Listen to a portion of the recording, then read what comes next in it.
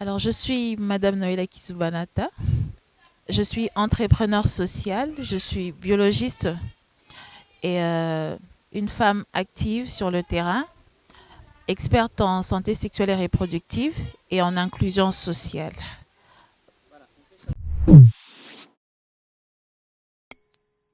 Madame Noëlla a grandi à Lemba, née et grandie. Et j'ai étudié à l'école primaire, j'ai fait Péniel, toujours dans la commune de Lemba, et les humanités. Je l'ai fait au collège John Mabwidi, qui est une école de l'arme du salut. Alors, s'il faudrait que je cite le nom du professeur de l'école primaire, je me rappelle de Monsieur Mathieu, en troisième primaire. Et pour l'école secondaire, on a eu beaucoup de professeurs, hein. Je me rappelle de Monsieur Kiangani, Monsieur Kiangani qui nous a donné français. Donc voilà un peu.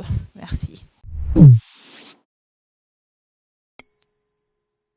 J'ai fait la biologie, la biochimie, voilà, la chimie biologie comme on dit. J'ai fait la biologie et option biologie moléculaire.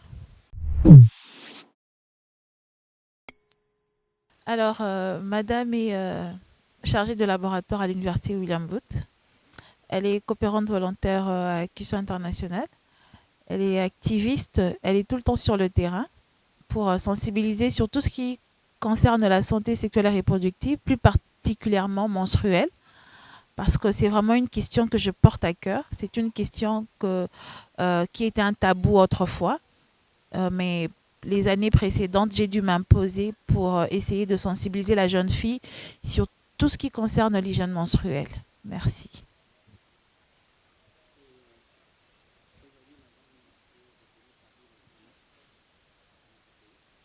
Ah bon?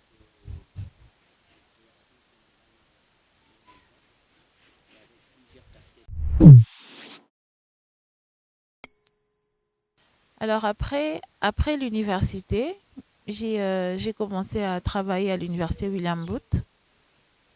Et déjà, pendant que j'étais à l'université, étant que jeune fille, avant avant d'être à l'université, j'avais quand même, vous voyez, non, la puberté et tout ça là. Il y avait les menstrues, comme on dit. Alors j'avais commencé à utiliser des serviettes hygiéniques à usage unique que nous a imposé la société vu la modernisation. Et lorsque j'utilisais ces serviettes personnellement, j'avais au fait ces feedbacks qui n'étaient vraiment pas du tout normaux, qui touchaient à ma santé, c'est-à-dire j'avais tout le temps des irritations, j'avais des démangeaisons et j'avais des infections urogénitales à répétition.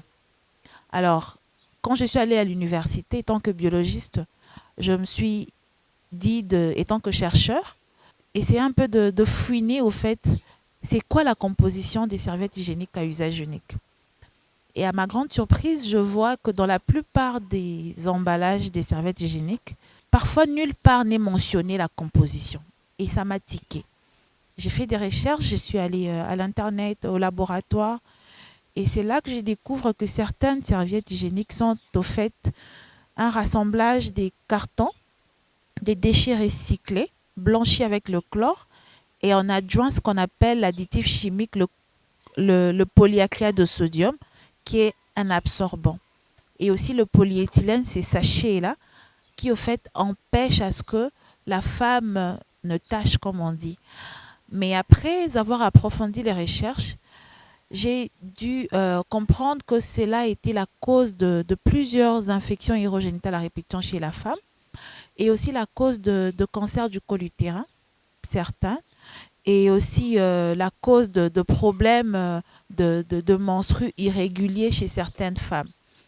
Et c'est là que je me suis dit non, je vais essayer avec du coton flanelle.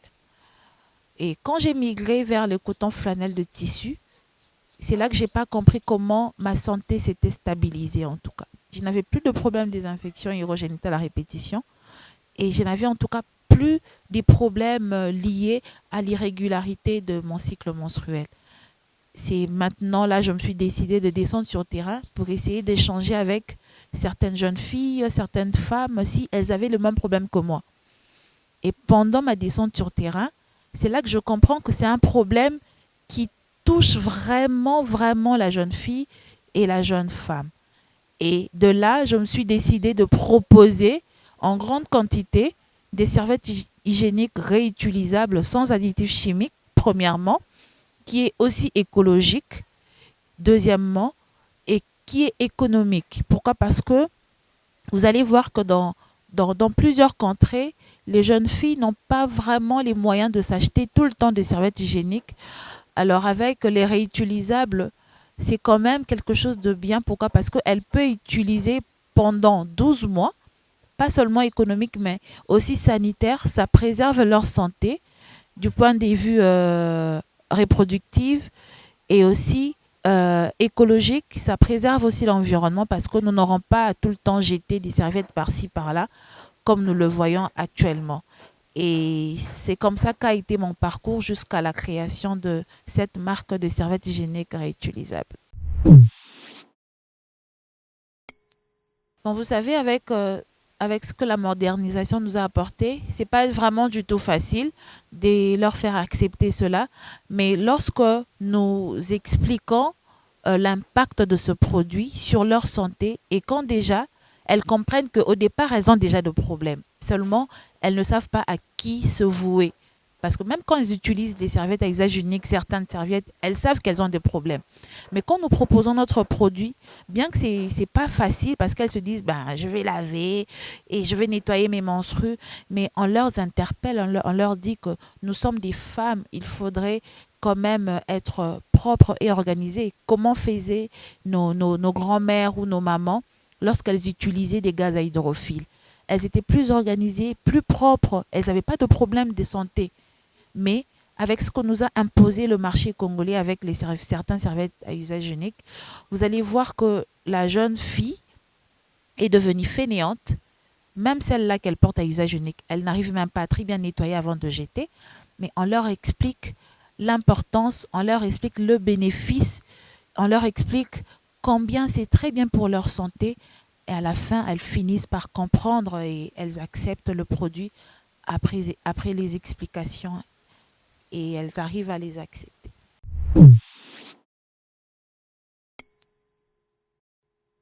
En tout cas, pas du tout. Pas encore de soutien. Ça n'a pas été facile, je le dirais. Mais ce qui est, ce qui est bon est que j'ai aussi quand même vu un moment, après le vent de ma création, j'ai vu par-ci par-là, il y a aussi eu deux ou trois jeunes filles qui se sont levées pour adopter cela. Parce que le marché, en tout cas, est concurrentiel, hein. Le marché est vraiment très vaste. Seul, je ne pourrais pas. Jusque-là, je n'ai pas encore eu de soutien. Et nous sommes à la quête de tout ça pour pouvoir nous imposer. Vous allez voir dans les supermarchés, dans les rayons serviettes hygiéniques, il n'y a pas de réutilisable en tout cas. Il faudrait que nous nous imposons. Et voilà, jusque-là, pas encore de soutien. Mais nous attendons, c'est pas pour très longtemps, c'est pour bientôt. Bien sûr, j'ai des projets d'avenir.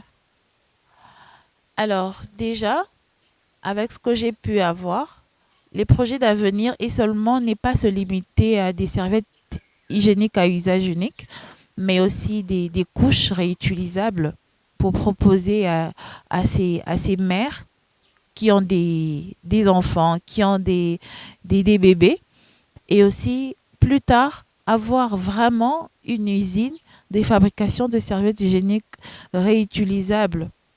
Donc voilà mon projet d'avenir, c'est de s'imposer sur le marché congolais, c'est de sensibiliser pas seulement à Kinshasa, mais aller à l'intérieur du pays, proposer le produit et pourquoi pas avoir une très grande usine qui sera une première ici en Afrique, plus particulièrement en République démocratique du Congo.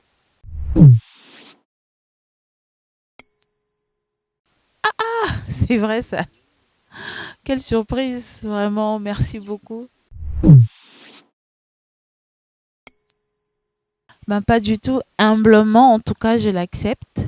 Pourquoi? Parce que, vous savez, pas seulement Moissi Atalo, mais autrefois, parmi les 50 femmes qui inspirent de la République, je pense que Moissi Atalo est venue au bon moment, au très bon moment. C'est quand même les moments où je me sentais fatiguée, je me disais, mais attends, ce que j'ai fait, les gens ne voient pas, ne comprennent pas ce que je fais en tout cas. Mais je pense que Moissi Atalo est venu en tout cas me maintenir dans la force que j'avais pour me demander de ne pas baisser les bras, de continuer à croire en ce projet, à croire en moi en tout cas. Je crois que c'est un autre drapeau qui se tient là. Et merci beaucoup. Août. Ben si, je serai là et pour un moment, je dirais, vous allez le découvrir sur place. Alors je dirais simplement en une phrase, toi aussi, tu peux faire quelque chose et être découverte. Merci beaucoup.